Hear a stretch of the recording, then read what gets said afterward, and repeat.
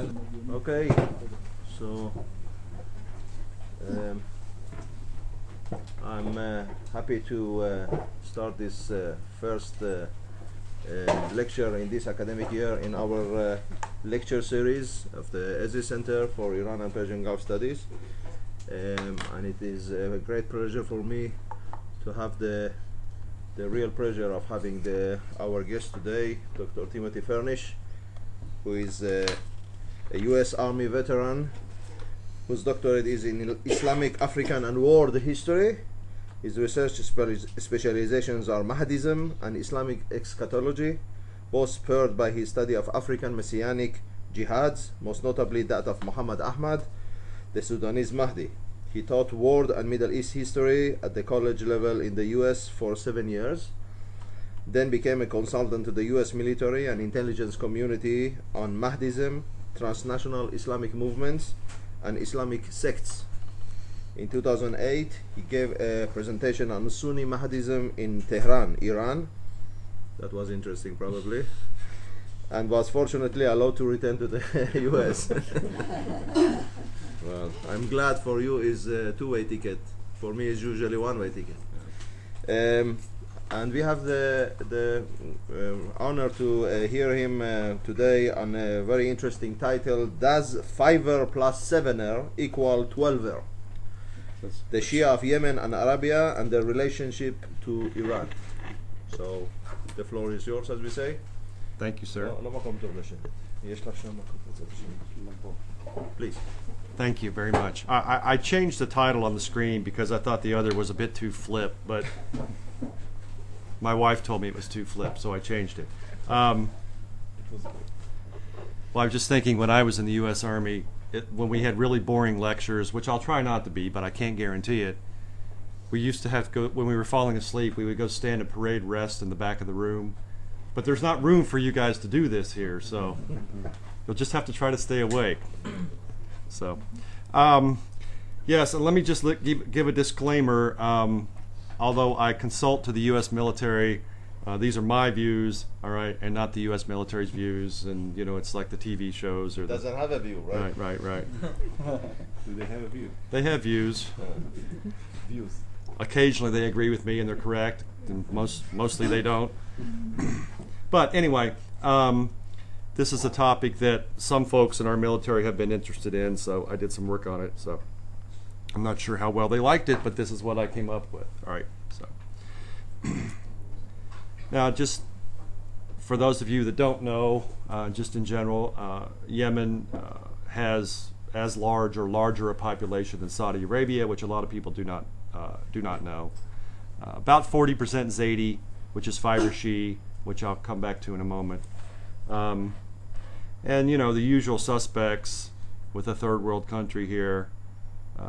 Poverty, government corruption, and you know, I'm sure a lot of you know a lot of this, but just so make sure everyone does, Sana'a has not only the Houthi Zaidi issue in the north, it has a problem with separatists and or Al-Qaeda in the Arabian Peninsula units, and you know, we can talk about this later. I'd be interested to hear some of the opinions from some of you.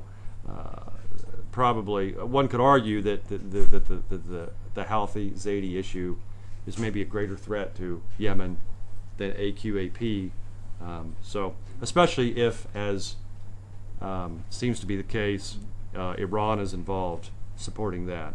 So, I have to say this because, as some of you may know, a lot of the analysts in the United States are pretty, you know, single-mindedly focused on any of the Al-Qaeda offshoots, and they don't tend to see much besides that. So you kind of have to like grab them and stick their nose in it before they pay any attention. And just a few important events over the last 4 or 5 years. In the fall of '09, Sana'a claimed to capture an Iranian ship funneling arms. Also that there were training camps across the Red Sea in Eritrea. In '09, they asked that the movement be put on the U.S. terrorist list. The U.S. has so far refused. Saudi Arabia had airstrikes in 2010. 2011, then Secretary of State HRC, this is how you have to state in the States, Hillary Rodham Clinton, says Iran was involved with the Yemen opposition. Did actually come out and say that. Spring of 2012, New York Times had a report that the Republican Guards Quds Force was funneling weapons to the Houthis. And then just a few months ago, a Zaidi group now calling itself Ansar Allah, has clashes with Salafis and Al-Qaeda fighters, not just in Sa'ada, but in certain parts of Yemen. So now it seems that we have, because when I initially started researching this topic a few years ago, Ansar Allah was not a name being used. But now it seems we have a group called Ansar Allah, which is Zaidi Houthi, which I'll go into more detail again in a minute about them, which is an Iran proxy, or ally. It's really kind of hard to tell. Al-Islah, which is basically sort of under Saudi Arabia's purview, and then Ansar al-Sharia. Of course, anything with Sharia in it has to be related to Al-Qaeda, right? And just, you know, again, a lot of you probably know this, but some folks may not. Shia concentrations in the Middle East, you know, and most folks tend to focus rightly on, well, it's a little hard to tell here, but darker green. We have lighter green and darker green. the sort of sickly yellow is Muslim, and then the darker green is Shia. I should say Sunni and Shia. But everyone focuses rightly on, you know, the Shia across Iran, Iraq, going up through Syria and Lebanon. But, you know, see, what we're talking about here, of course, are the eastern province of Saudi Arabia, and then Yemen, and then across the border into southeast kingdom of Saudi Arabia. So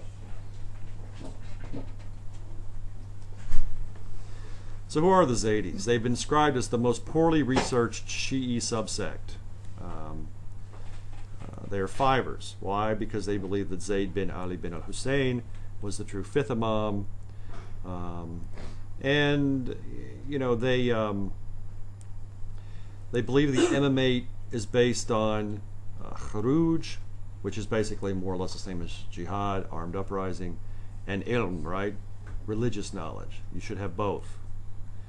And Fuad Khoury in his book had a very good delineation of them as they believe in what he calls a hero imamate, whereas the Twelvers believe in an occulted martyr imam. So I thought that was an interesting way of looking at it. They did begin in Kufa, it seems, although, you know, this is a long time ago, so the data gets a bit lost in the midst of time. Moved to Yemen and northern Iran. I'll come back to this in a moment here. They did, interestingly enough, incorporate elements of Mu'tazilism, you know, sort of rationalism, which is one way that one could certainly argue that in many ways the Zaydis are closest of all the Shia to the Sunni. And we talked yesterday, I talked at Hebrew University yesterday on, excuse me, on Iranian Dawah, mainly in Africa, but I was comparing Iranian Dawah as foreign policy Dawah, basically, and religious. Of course, what's the difference with Iran, right? In Iranian activity in Africa and Southeast Asia, and to a certain extent, I also talked a bit about Latin America because, you know, obviously in the States, we're pretty concerned about Latin America, what's going on down there. And one of the things that was brought up was that Iran, particularly in places where there's large Muslim populations like Africa and Southeast Asia, Iran's kind of trying to elide over the differences between the sects, particularly between Twelver and Sunni, in order to present themselves, you know, as sort of the champions of all Islam.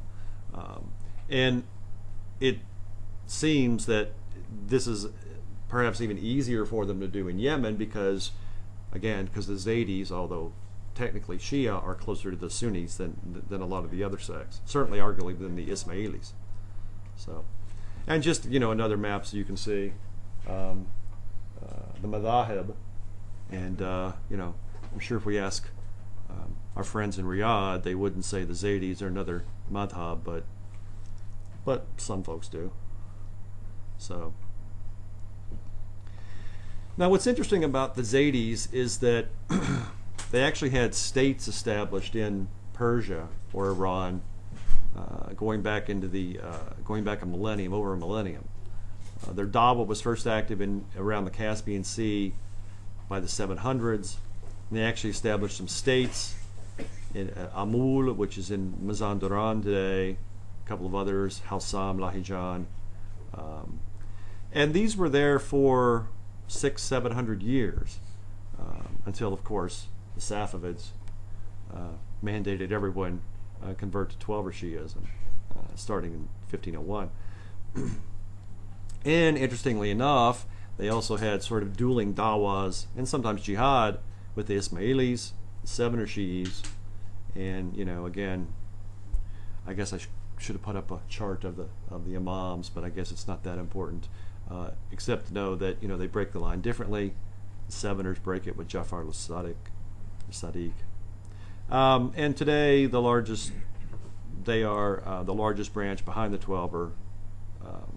Well, yeah, that's probably the case. It's certainly the case that whereas the Zaydis are concentrated in Yemen, the Seveners, the Ismailis, are spread much more transnationally under the Aga Khan. So anyway, the point of this is that there's a lot of sort of cross-pollination and activity back and forth between Iran and Yemen, certainly up through the medieval period up into the early modern period. And I would argue that Iran seems to be trying to sort of recapitulate that and capitalize on that. So the Dawa first officially comes to Yemen in 897 AD with Yahya bin Hussein bin al-Qasim, Imam al-Hadi. They were either smart enough or lucky enough, we'll probably never know, to do their Dawa among the northern tribes where it's stuck, as opposed to the Ismailis. The Ismailis had Da'is there. Actually, they predated the Zaydis by a few years, but they mainly proselytized among the tribes, not in the mountains, in some of the towns and cities, and they ultimately Ismailism really didn't stick quite as much, although, as we'll see in a moment, it's still very prominent in Najran across the border in Saudi Arabia. And a couple of reasons also, the Zaydis had immigration and emigration back and forth with these states in Iran. And the Zaydi Kharuj, which really again is virtually tantamount to jihad, is much more literal, less metaphysical. Now the exception to this really was when the Fatimid Caliphate, imamate existed in Egypt, because there was a period there for a few centuries where the Egyptian Fatimids, who of course were also Ismailis, were giving basically state support to the Ismaili Dawa in Yemen and in the Arabian Peninsula. But after Salah ad-Din took care of the Fatimids, that eliminated that state support for the Ismailis, and so the Zaydis sort of got the upper hand again. Now, the Zaydis have some for their living imam, their hero imam, as opposed to the occulted one that the Twelvers are waiting on. They have some prerequisites, some sort of litmus test for someone to qualify. You have to be dedicated promoting their dawa. You have to want to resist tyranny. You have to adhere to the Quran and the Hadith, and have some modicum, at least, of Islamic scholarship. Maybe not an expert, but you have to be able to demonstrate that you're not a total ignoramus about Islam. It's good if you have some relationship to the Ahl al-Bayt, real or faked. And then later, Imam al-Hadi added a few more characteristics. He said, of course, piety and asceticism is important, courage, militant jihad, the ability to arbitrate between tribes and factions, and even allowed for sort of the ideal was an imam that combined the ability to wage jihad, Imam al-Harb, as well as a knowledgeable imam about religious sciences. But if you maybe couldn't find someone that had all those qualities, you could sort of break them. If you needed a jihad, then you could have the Imam al-Harb, and he didn't have to be that knowledgeable, as long as he knew who the enemies were. the Ismailis, you know, gets very complex with them, and they're not totally my focus here, so I'm not going to go into that much detail. But you know, they again were in the peninsula. They set up a colony in Gujarat in 1067 in India. Again, their state version over in Cairo was conquered by Salahuddin in 1171. But it survives basically as a dawa, although it doesn't have a state anymore there in Egypt. And then they broke into these different factions, and you know, some of you probably know more about this than I do, but they had the Nazaris, the Fatimi Taibis, the Musta'alis. Some of them went to India and then wound up back in Yemen. The Da'i al-Mutlaq role, the office passed to the Makrami family in Yemen, who fled and then wound up in Najran. And there are still, according to some accounts, a few years ago, there were as many as 400,000 Ismailis in Najran in Saudi Arabia, which the Saudis probably aren't too happy with. Now, a lot of the folks that do look at this kind of tend not to look at the Ottoman period. And I think you kind of have to look at the Ottoman period, because I think particularly the last Ottoman period of occupation is relevant in many ways to what's going on now. The Ottomans were there for less than a century back in the 16th, 17th century. Then they came back in the late 19th century and stayed till World War I. Why? They were being pushed by, I'm not sure if fundamentalist is the right word, but the movement in Istanbul that was pretty Sunni, Islamist, in fact, in some ways, pushed the Ottoman Jihad, sort of, you know, try to encourage the Sultan to engage in it. And since the Zaydis threatened Mecca and Medina, and he's a, you know, the Zaydi Imam is a Shia power. The sultans technically couldn't tolerate that, especially if it was brought to. They probably could have ignored it, but if someone brings it to his attention, he can't ignore it. And also, you have more sort of prosaic geopolitical concerns. By the 19th century, the British are in East Africa. You have the just sort of intermittent Wahhabi problem in the central part of the peninsula.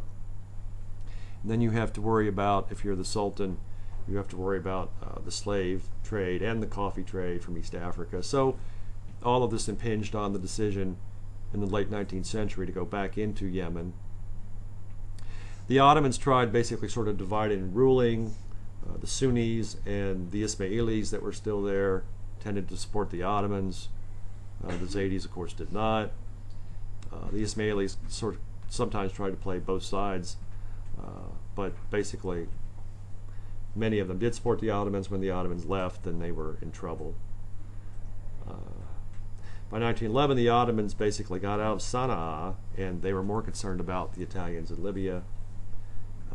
And then so the Zaydi Imam basically sets up the state, the counter state that exists for decades in the northern hills. And this is 1904, and it's hard to see here, but the red areas are British dependencies, and then the multicolored areas, green and yellow and such, are British protectorates, and then the sort of gray, brownish gray, is Ottoman domains. So, and then independent emirates, or independent states, in blue or purple. So, thank you, sir. Which year was that? This is 1904. This is late 19th century, early 20th. So after the Ottomans, the British hold Aden, while Zaydi Imam rules in the north. And then you have the litany of events. He's assassinated in 1948. His son succeeds him. His son died. Then he dies in 1962. And then we get into that whole brouhaha with the Egyptians sending as many as 80,000 troops in there. And basically, I mean, sort of ironic considering what's going on now, but I mean, the Saudis, and to a certain lesser extent the United States, were on were on the side of the Zaydis, North Yemen, and the Egyptians were on the other side. Of course, this is under Nasser. And then it's unified in 1990 as the Cold War is ending. Oh, this is just, I should have put this maps early, right after the other one. This is after World War I. So the bluish purple in the middle is the Saudi domains, and then of course we have the Hijaz of Sharif Hussein, which doesn't last very long. The Saudis take care of that. But you see what a mess it is down in Yemen. The political, if you can see it, the political lines of demarcation and rule. It's just a bloody mess, as the Brits probably said. So Zaydism, Houthi Zaydism, as it were, is an issue again. Partly in response to the abolition of the imamate in 1962, and then what many see, I think with somewhat good reason, as the Wahhabization of Yemen. So the main thinker in this, although he died almost 10 years ago now, is Hussein Badr al-Din al-Houthi. Served in the Yemeni parliament, trained at one point was in Khartoum. His father is rumored to have trained in Qom, at least visited there for a time. Said things, wrote things about American involvement. I mean, things that sound very similar to some of the stuff Al-Qaeda said about American involvement in the Middle East after 9/11, and also was said to have been further radicalized by the Intifada here, the Muhammad al-Dura incident, and seems to have decided to try to apply the Islamic Republic of Iran pattern to Yemen, and possibly saw himself as becoming an authority. He was killed in 2004. And what some of his ideas, it started out with a group called Ittihad, or then later Tanzim al-Shabab al-Mu'min, where they're trying to re-inculcate, I guess you could say, Zaydism among the youth. And jihad, he says, again, a lot of this, it's interesting because a lot of this dovetails with what the Sunni Islamists, the Sunni jihadists would say. Jihad without active efforts is useless. Excuse me. Of course, did not like the Wahhabization as he saw it of Yemen. Borrowed a lot of his rhetoric from Khomeini, especially the stuff about Western exploitation. And, again, a lot of things in a lot of areas would agree with Khomeini or Nasrallah, for instance, on the importance of the Hezbollah, right, the party of God, but did not seem to be a big fan of Vilayat Faqih, and I'm not sure that I believe this, but did not believe in taqiyya. So if you say you don't believe in taqiyya but you practice taqiyya, can you really believe? Makes your head hurt. Advocated Yemeni jihad against Israel and the U.S., of course, but was more focused on the near enemy, his near enemy in Sana'a, than against the far enemy, unlike bin Laden. May have wanted to reestablish the Zaydi Imamate himself, and believes that Islamic revolution is a good idea, always and forever.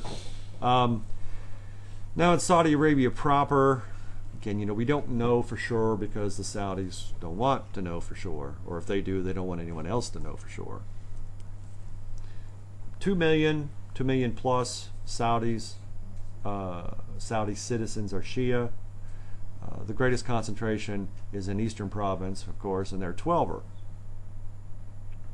And they've always, going back to Juhayman al-Otaibi in 1979, they've been the Saudis are accusing the Iranians of meddling there.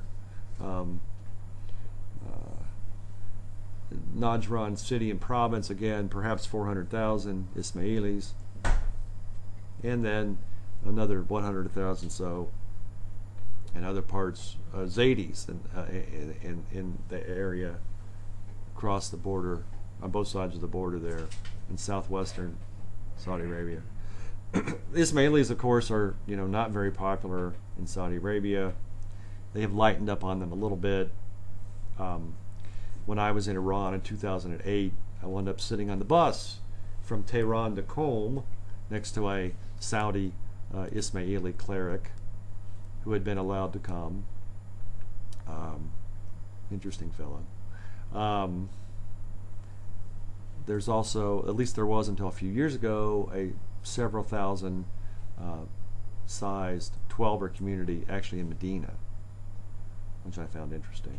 So, and of course, they're all seen as the fifth column for Iran, Rawafid at best. And there are Zaydis in, as I've said, southwest in Najran, Jazan, and Asir provinces, it seems. And again, we don't know the numbers. Several tens of thousands, perhaps. But it may be more. We just don't know. And that whole area, the border is not exactly nailed down. Although it's interesting that a couple years ago, the Saudis, and I'm sorry, this is a little out of focus. That looks better up there. A couple of years ago, the Saudis proposed, some of you probably know this, building a wall or building a fence. There's no small bit of irony, huh? Walls are good if they build them, but not if anyone else builds them. So. They started building it. Yeah. I don't think they built the whole thing, but yeah. So why would the Islamic Republic of Iran support the Houthi Zaydis? Not Haiti, no, sorry. There was something on the news about Haiti this morning, sorry.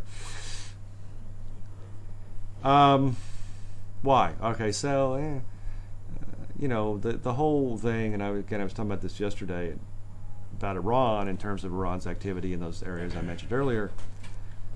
Iran is not motivated just by ideologically by Islam and 12er belief in the 12th Imam and the Mahdi. As all of you, I'm sure, know, there's a great deal of neo-Marxist thought and a lot of the thinking, a lot of the writing out of Iran. And the whole world was divided into exploiters and exploited.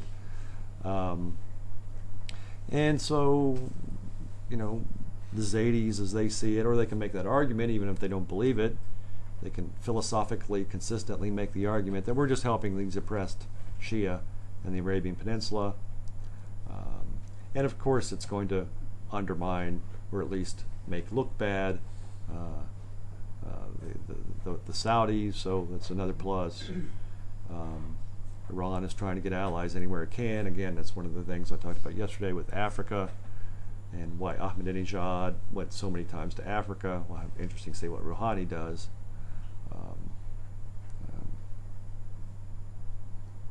Well, now that he has friends in Washington, I don't know if he goes to Africa as much, but the point holds across the world that Iran's trying to find allies wherever it can, both for propaganda purposes and for purposes of getting around all the sanctions.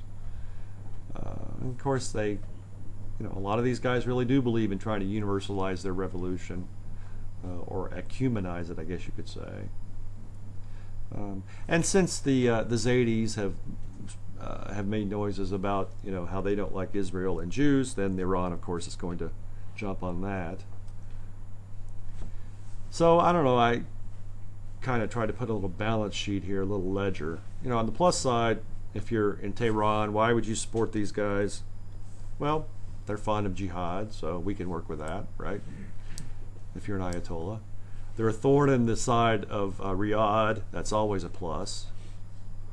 They're Shia. They're weird Shia. They're not the right kind of Shia. They're Shia. They don't like the Israelis. They don't like the Americans. That's a double plus.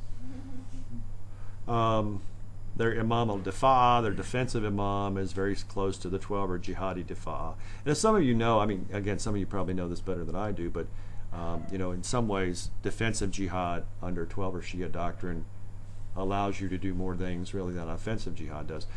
Defensive jihad, of course, being defined as any time any Muslims are under the rule of non-Muslims. Technically, that's defensive jihad, so you can do all kinds of things. So, and to a certain extent, I guess one could argue that the Zaydis, who do have some sort of ideological, philosophical supports in their doctrines for ijtihad, kind of mesh up with the Twelvers on this issue. On the minus side, well, the Zaydis historically have not been big fans of the idea of the occulted 12th Imam. It's a little bit too metaphysical for them. They're only basically in Yemen. I mean, unlike the Ismailis, who are in East Africa and South Asia and, you know, London and places like that, or their fellow Twelvers who are in Lebanon and Azerbaijan and Iraq and Bahrain. The Zaydis are only in the southwest corner of Arabia. But again, I think that's clearly trumped in Iranian strategic thinking by the fact that they're in the Saudi backyard. So that's the big plus.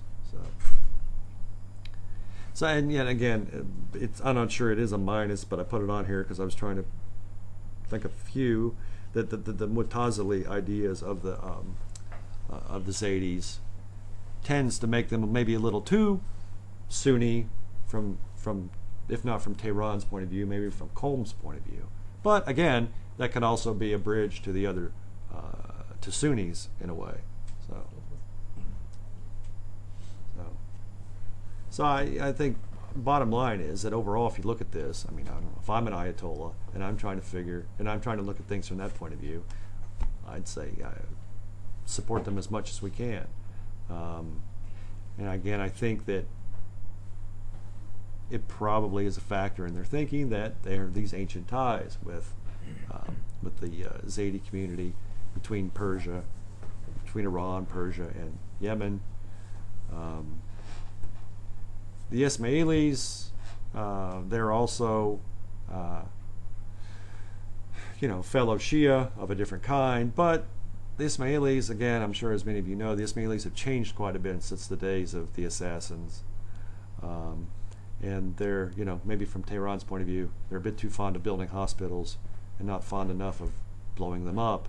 So the Zaydis don't have that problem at this point. So. And again, there had been a few American analysts that I had discussed this with who sort of adduced the idea of, is it possible that the Houthi Zaydis could establish some sort of relations with or work with Al-Qaeda in the Arabian Peninsula? I don't know. If you look at the rhetoric and such, and not just the rhetoric, but what's going on, blowing up each other's mosques and such, I find that pretty unlikely. So, I mean, theoretically, I guess it's possible then that they're both so fond of jihad, but in reality, I don't think that's going to happen. So, yeah. So that's it. Maybe I went too quickly, but we have plenty of time for questions and discussion. 5 minutes before what we are allocated you, right. So that's great. All right. So thank you very much, Tim. Thank you. Well, the floor is open for questions. Yes, Dr. Zaidel. Yes, sir. Please. So, 5er Shi'is and 12er Shi'is. Well, it's not only the number; it is the theology and the worldview that is different. Basically, would the Zaydis do pilgrimage to Najaf and Karbala? Would they listen to the Hawza al-Ilmiya or to the guys in Qom? Do they have any religious scholars who count? No. Or do they supply their own theological assistance in Yemen somewhere in Sada? No, they tend to have a separate religious authority, but there have been accounts, and I've not seen them verified, but there have been accounts of Iran bringing some of them to study in Qom. And there are also other accounts, again, not verified. There was one, I don't recall his name, there was one Zaydi scholar who says that the libraries in Sada are full of 12er Shia works that Iran's sending in, trying to get them to, trying to inculcate their ideas. So, course, the question is how many of them can actually read it, right? But I'm sure the scholars could read it. So, yes, I think they would tend to be separate, except that I think Iran is really trying to push 12er Shiism on them. And again, I mean, the issue on one hand would be that Iran would be happy if they would become more like the 12er, but on the other hand, that's not going to, even if they don't, it's not going to preclude them taking weapons from the Quds Force and using them against the government, right? Yeah, like you, I'm very fascinated in the theological issue. How much convergence is there between the 5er and the 12er? And I think we don't know. I think there are hints that certainly Iran's trying, but again, it certainly seems, on the other hand, that that's not going to stop. Also, would military. there be any theological animosity between those who follow only the the occult, even the occult imamate and the hero imam? They also use the term imam for a political leader, which is right. Not even Khomeini did that. Some other people. Khomeini himself was named imam by the by first the others. He wouldn't name himself. He wouldn't use it, right? Yeah. Right. It's not the same. But it has different meanings, imam. Yeah. It's Yes. different. This is my question, if I may. Sure. Dr. Adding Sega, to please. Adding to the minus, what about Wilayat al-Faqih?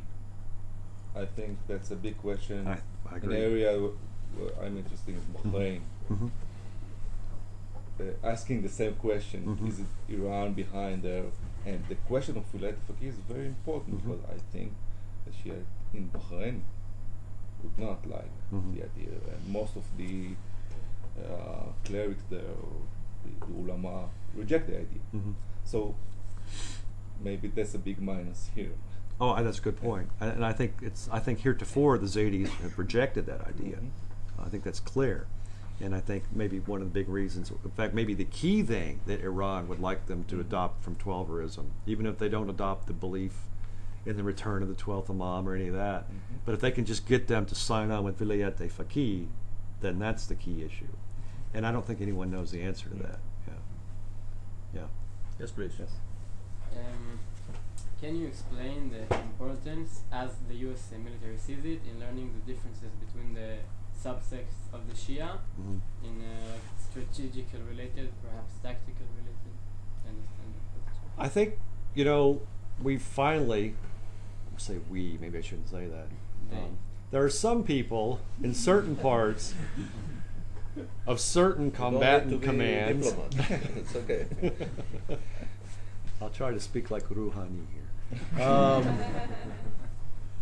There's some people in the military that finally realized that despite official pressure from very high up in the American government that, all Muslims are really Quakers with beards, there are many people in the U.S. military that realize that's really not the case, and everyone knows who Quakers are, right? There's very peaceful Christians, right?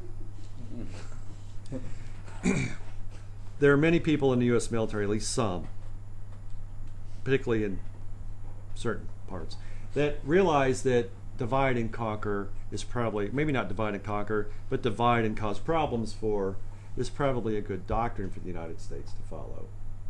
And, if it's unfortunate that even this long after 9/11 and all our involvement in these two wars in the Middle East, we still have a lot of people still that don't realize there are these sectarian differences. I mean, not long ago, that was last year, I remember talking to some military folks, and these were folks who had done deployments to Iraq and Afghanistan, all right? And we were working on an issue dealing with Afghanistan, and they said, we're talking about certain tribes, and they said, well, they're Shia, and I said, well, what kind of Shia are they? And they, well, what do you mean? There's only one kind of Shia? I'm like, no, there's more than one kind of Shia. And as some of you probably know, there's substantial Ismaili community in some of the groups in Afghanistan.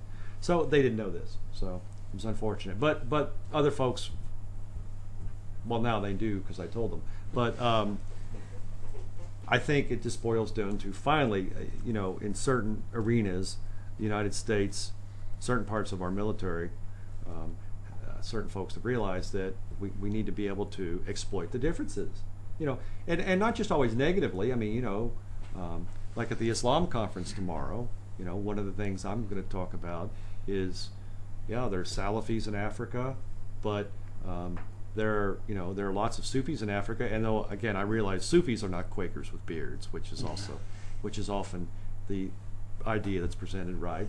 And there are Sufis that have fought jihad, but there are lots of Sufis that can't stand the Salafis. And there's no such thing, united thing called Sufis. Which order, which tariqat, right? Yeah. But I mean, tasawwuf, generally speaking, is different than Salafiyya, generally speaking. I think that's safe to say. But yeah, I mean, talking about Naqshbandis or Qadiris or Bektashis, or who are we talking about? But I mean, the point is that different sects of Islam don't always get along, and if you're going to be involved in the Islamic world, I mean, you guys know this, but not all Americans do. If you're going to be involved in the Middle East, you better know the difference between the sects, so you can figure out who might be your friends and who might be your enemies and who might be both. So, I mean, we're gradually coming 10 years, 11 years after, we're finally coming to a realization of this in the States.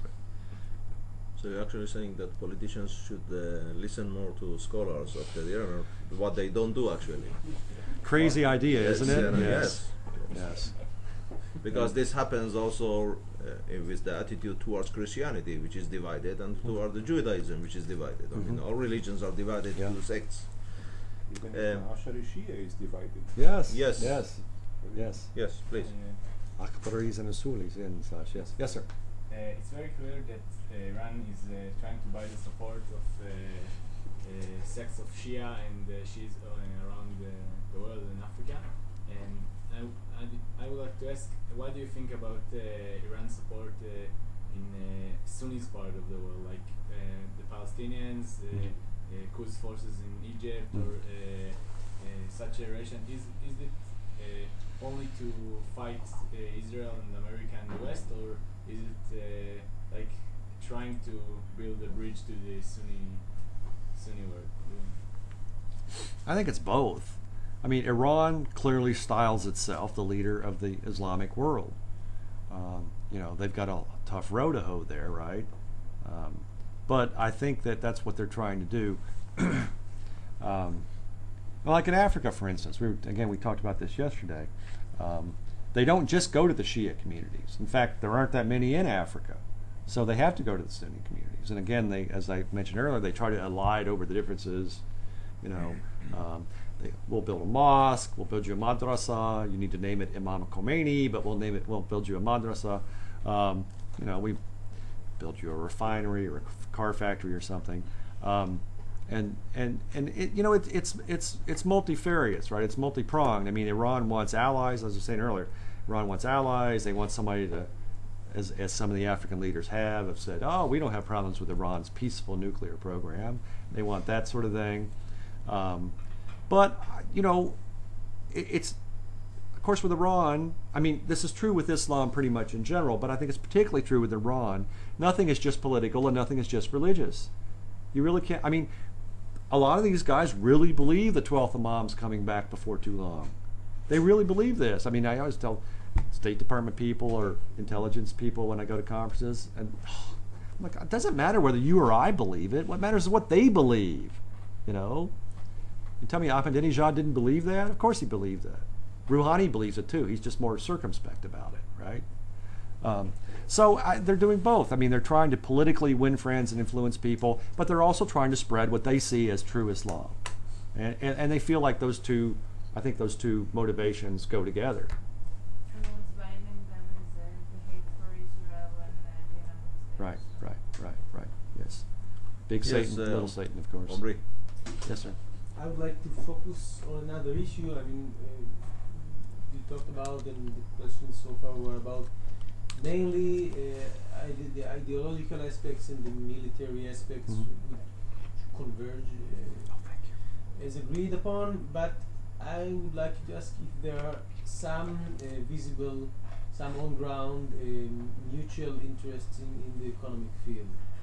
I mean, because if you follow, sometimes when you follow the money and mutual or economic interests. So sometimes there are some surprises. Clocks are a bit different, as I see. So, where are there any, if there are any convergences of interests between Zaidia and in Yemen and Iran? You're asking the wrong guy. I do politics and religion and terrorism. So economics is out of my field. I can occasionally balance my checkbook on a good day. So I simply can't answer that. So I don't know. So what you can say is that there are, on the individual basis, on the relations, of individual interests, there are some activities that is very difficult to quantify because they are very secretly done, very difficult to monitor such activities because they are going into cash being handed from one person to the other is not going through bank or things like that, so it's very difficult. I just don't know. Yes, please. Can you please tell us more about your job in the army? No. But Tim, could you also, within that framework of this question, could you also refer to the program that is equivalent to those in the U.S. Army? I mean, ROTC? Yes. Oh, yeah, we were talking about this last night, didn't we? Yes. Well, I can tell you a little bit. I mean, I basically, I'm a researcher. I mean, I have taught in several venues for the military, but generally I just do research. They'll say, hey, what's going on in Yemen? We don't know what's going on in Yemen other than we do drone strikes. Would we know more if we didn't do all those drone strikes and captured some of those people? Did that ever occur to anyone? Anyway, I basically do a lot of research and give a lot of historical background because, as we know, politicians always don't like historical background, right? I don't want to know all that. Tell me the bottom line. Well, to get to the bottom line, you have to know some of the history. So, I was active duty myself years ago, but now I just do this work as a civilian. So, and I'm sorry, what'd you say? Talk about? To talk about their program, program, equivalent program. Oh yeah. תוכנית שמקבילה לשלכם בארצות הברית. Oh, we have ROTC in the United States, which I did not, but I'm hoping my children will. So, if they can't get into West Point. We have ROTC programs in the United States, which I guess is similar to your cadet programs. You go to a 4-year school, and you do you sign up for ROTC. Yeah, and then they pay for school, and they give you a stipend, and then you graduate, and you're commissioned second lieutenant. During these 4 years, you just study, or you you drill. You also drill. You also drill. Okay. Yeah, you do summer drill. You basically do basic training Yes. in the summer, right? And then you do drills every summer. In fact, some programs you can even go to like airborne school and stuff in the summer. And then you usually drill. I think it's like 1 day a week. And then you take military science and military history and that sort of thing, as well as whatever you're majoring in. And then when you get done, and they've paid for school, you sign up. I think now it's 6 years, 4 years active, and 2 years reserve. But are you talking about military intelligence or generally? No, that's in general. That's in general. But what Yeah. about the military intelligence? Oh, yes. well, yeah, military intelligence. I worked military intelligence for a while, but you mean related to ROTC programs? Yes. Yeah. Yes. The way I understand it is, I don't know if it's like this here, but in the U.S., usually they'll give like the top several graduates their choice of career field, right? So if you graduate first or second or third in your ROTC class at your school, you can choose, what you want to be, intelligence or, infantry or tanks or whatever. But then everybody else, you just get assigned your career field. You like to think that if you major in Arabic or something, they would give you military intelligence, but this is not always the case, Going to the tanks. Yeah. They may make you a cook. I don't know. No, hopefully not that. But yeah, so yeah. I mean, because a lot of folks want military intelligence because it's interesting and because generally it's not quite as hard as infantry, right? At least in the States. Maybe it's different here. No. But And the prospect for a job afterwards is better than infantry. Yeah. If you're Yeah. Yeah, since the contractor jobs are winding down, the Blackwater jobs have wound down, but yeah. Yes. But Any more questions? Yes, please. No, go ahead. Then yeah. On the conclusions, you said that due to the theological difference between Ismailis and Iran, they won't cooperate.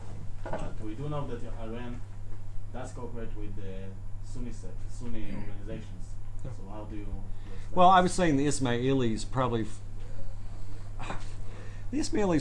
aren't as useful to Iran from sort of a realpolitik or terrorist point of view, because they tend to be more peaceful.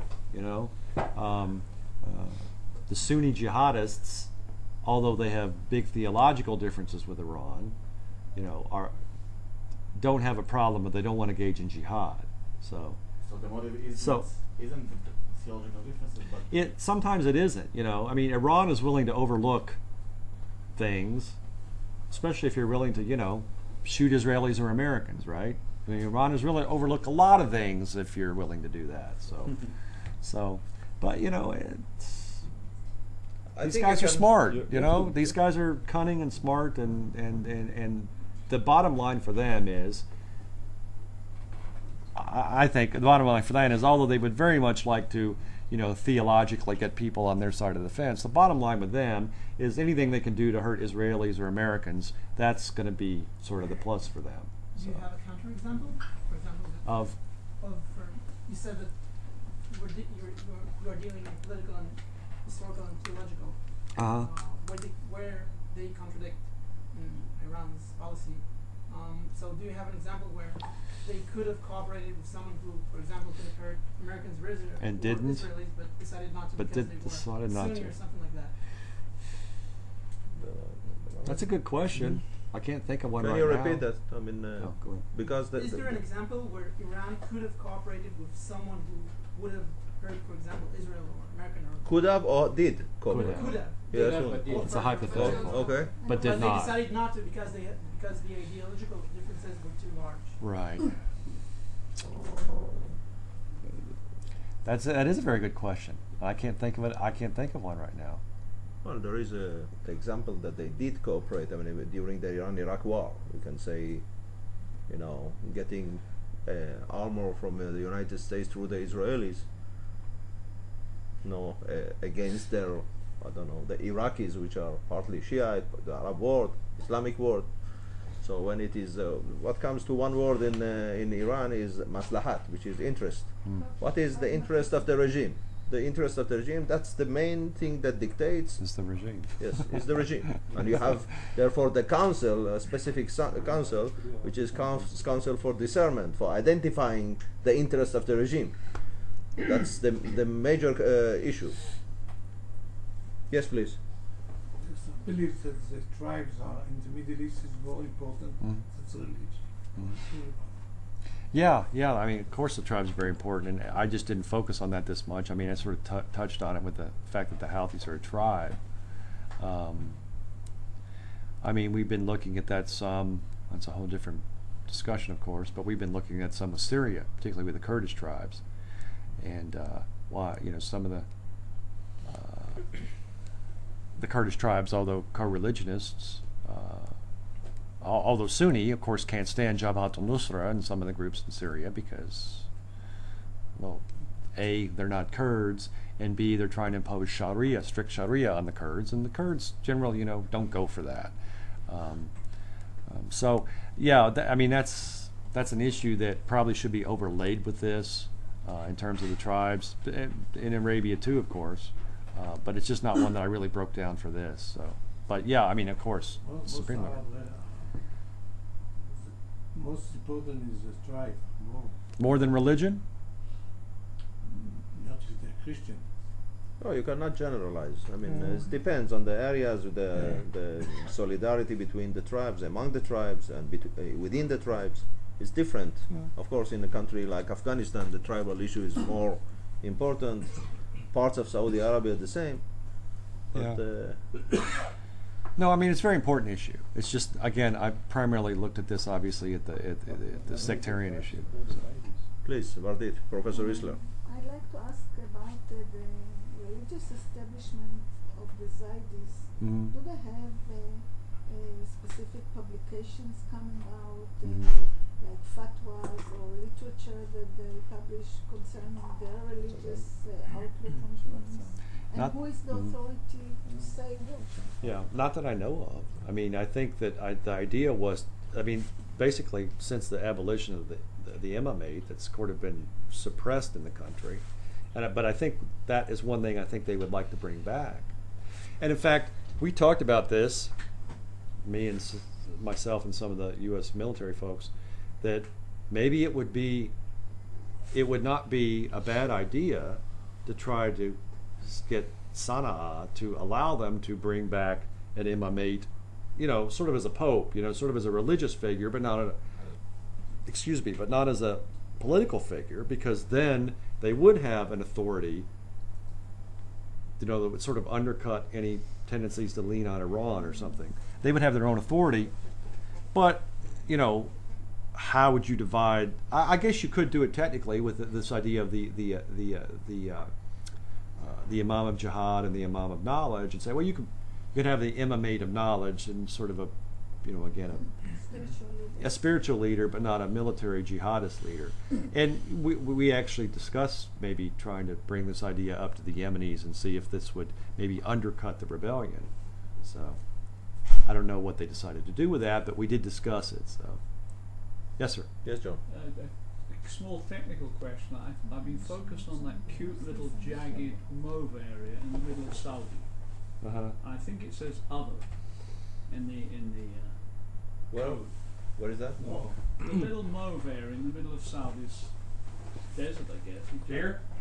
Correct. This is Riyadh. Wahhabi. Oh, okay. That's Wahhabi? That's Purple. more purple. Purple, yes. Yeah. Purple? Okay. Yes. Thank you. Yes. Yes, Dr. Zaida. I think Question number 2. Having read somewhere, and I can give you the bibliographical data, an interesting academic article on the Zaydis recently after the revolt, which say that some members of that community deny or try to deny the fact that they are Shias at all. Could you say something? I saw something about that too. Yeah. I don't know. Yeah, I don't remember why. I remember seeing that, or somebody that had read that had commented on that. Very long article. Yeah, but would they do it because again, because of the Mu'tazili influence, that they are similar to Sunni, or would it be because they're trying to get, you know, Sana'a off their back and trying to get Al Qaeda off their back? I mean, maybe it's just political, because I don't know. But I remember hearing that or seeing that too, but I don't know why they were doing that. Yes, please. Do you have a similar example of, I mean, the other side, like Saudi or Yemeni Sunnis supporting Sunnis in Iran? Of course. Jundullah. You know Jundullah? Jundullah is in Balochistan. Jundullah is right here. Sunni. They don't like, they blow up the Revolutionary Guards every chance they get. For some inexplicable reason, our State Department just recently put them on the terrorist list. The way I look at it, I would be sending them as many weapons as I could, but you know, but the Pakistanis don't like them because they want, they're Sunni, but they're also nationalists, and they want Baluch state here, and then that means Pakistan suffers, and you know, God forbid that we ever offend Pakistan. So that's the big example that the Saudis have been supporting them to some extent. Yeah. Like openly or secretly? Oh, secretly. Yeah. But it's also the Arabs in Iran, part of them are Sunni. Not all of them are Shia. Yeah. So what they call the Ahvaz movement. Yeah. So they are supported by and Egypt and they're like right in yeah. here. Yes. Yeah, that's true. Good point. Ahvaz, good point. Yes, Ido, Dr. Zalkovic. Ido. Yes, sir. Do the Zaydis have some references in the political discourse to the Palestinian question? Is it a question from their regards, from their own political point of view? Well, what's his name? Al-Badr, that chap. I can't find it. Some of them did, particularly after the Intifada for some reason. One might argue there that even there they may have been influenced by the Iranians, because well, the big thing with the Iranians, somebody said this earlier, one of the first questions, why are the Iranians so big on the Palestinian issue? Yeah, to cause problems for Israel and particularly in the U.S. secondarily, but I also think because they do it to shame the Arabs, because the thing is, look, we're Iran, we're way over here, we don't have any territorial designs, and we care about the Palestinians, and the Arabs, what do they do for you? Nothing. Millions. So I think the Zaydis may have been influenced by that. I mean, I just really find it hard to believe that down in Yemen you're really overly concerned about the West Bank. I just can't really. Why? But if you want news, but it would be on the news to have some effect. Well, that's true. Yeah, that's true. As much as the BBC and CNN carry that, it's maybe if you have a TV, you see it. But but I think maybe.